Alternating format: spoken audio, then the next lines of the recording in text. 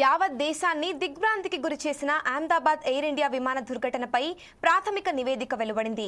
Air ఇండియాకు చెందిన AI-171 విమానం జూన్ 12న అహ్మదాబాద్ నుంచి లండన్ వెళ్తున్న క్రమంలో టేకాఫ్ అయిన కొన్ని సెకండ్లకే కుప్పకూలిపోయింది. ఈ ప్రమాదం జరిగి ఈ రోజుతో సరిగ్గా నెల రోజులైంది. ఈ నేపథ్యంలోనే aircraft accident investigation bureau ప్రమాదంపై ప్రాథమిక దర్యాప్తుకు సంబంధించిన నివేదికను విడుదల చేసింది.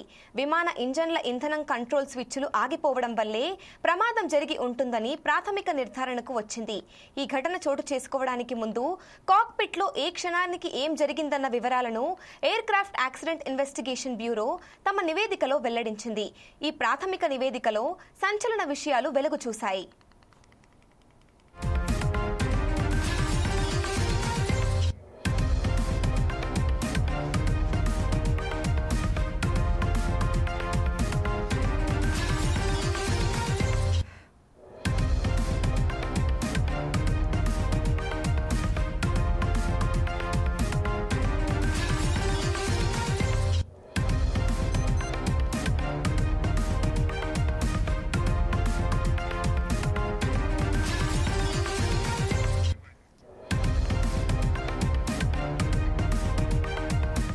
ప్రమాద సమయంలో పైలట్ల మధ్య జరిగిన సంభాషణ కాక్పిట్ లో ఉన్న రికార్డర్లో బయటపడింది.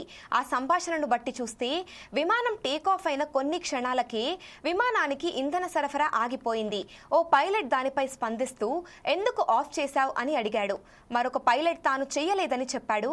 అయితే ప్రమాదం జరిగిన రోజు బోయింగ్ డ్రీమ్ లైనర్ 7878 కు ఏమైంది అన్నది అంతు చిక్కని ప్రశ్నగా మారిపోయింది.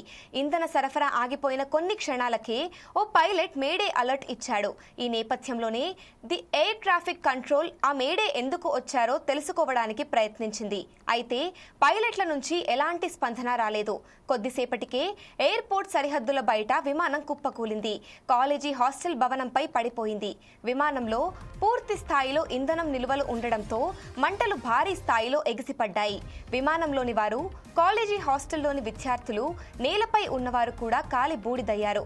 పైలట్ల పొరపాటును విమానానికి ఇంధన సరఫరా ఆపేశాడా లేక దానంతట అదే ఆగిపోయిందా అన్నది తెలియాల్సి ఉంది.